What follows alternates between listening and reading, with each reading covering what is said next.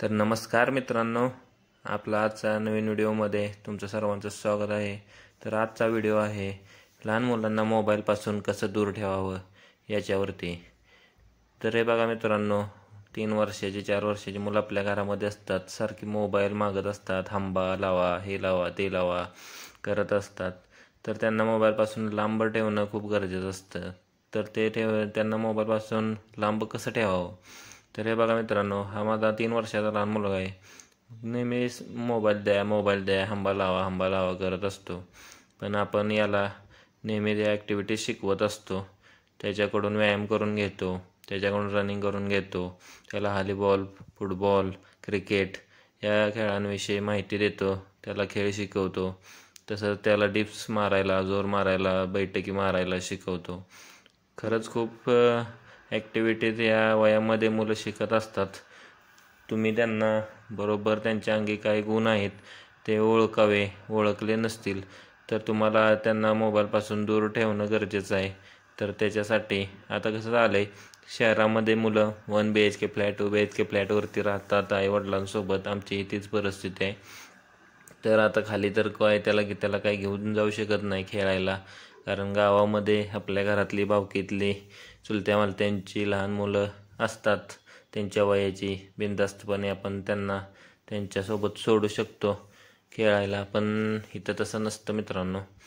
आपणच ह्या गोष्टी करून घ्याव्या लागतात। तर आम्हीसुद्धा फ्लॅटवरती राहतो कराड मलकापूरमध्ये, आणि हा आमचा मुलगा आहे शिवांश, हा स्कूलला जातो 10 ते 2:30पर्यंत, 2:30 वाजेपर्यंत त्याची शाळा असते रोटरी स्कूलला। तर हा शाळेतून आल्यानंतर झोपी जातो, परंतु संध्याकाळी 5-6 वाजता उठल्यानंतर किंवा सुट्टी दिवशी खूप त्रास देतो, खूप दमवतो। तर आम्ही पूर्णपणे दिवस त्याच्यासोबत घालवतो।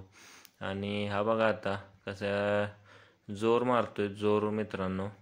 तर एकदम परफेक्ट आणि एकदम व्यवस्थित तो जोर मारतो, एकदम व्यवस्थित तो डिप्स वगैरे मारत असतो। तर त्याला या गोष्टी शिकवलेल्या आहेत मित्रांनो। या वयामध्ये मुलांना या गोष्टी शिकवल्या पाहिजेत, त्यांना त्याची आवड निर्माण करून दिली पाहिजे, कारण ह्याच वयामध्ये मुलं शिकत असतात, त्यांना समजत असतं चांगलं काय वाईट काय।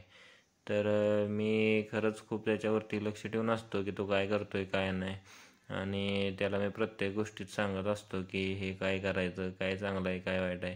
तर आत्ता आम्ही खेळत असताना तो बघा माझ्या अंगावरती झाडू घेऊन आला, पण त्याला मी सांगायच्या आधी त्याने झाडू खाली ठेवला, कारण त्याला आम्ही ही गोष्ट शिकवली की झाडू म्हणजे लक्ष्मी आहे।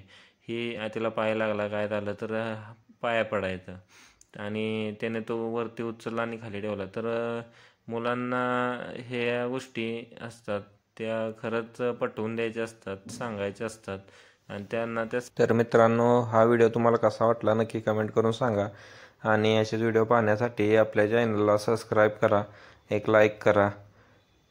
खरंच खूप इंटरेस्टिंग व्हिडिओ तुम्हाला पाहायला मिळतील। आपल्या व्हिडिओला सबस्क्राईब करा, आपल्याला खरंच खूप मोटिवेशन मिळतं। एक व्हिडिओ बनवण्यासाठी एक चांगली ऊर्जा मिळते। तर मित्रांनो, प्लीज आपल्या चॅनलला एक सबस्क्राईब तर नक्की करा। थँक्यू, धन्यवाद।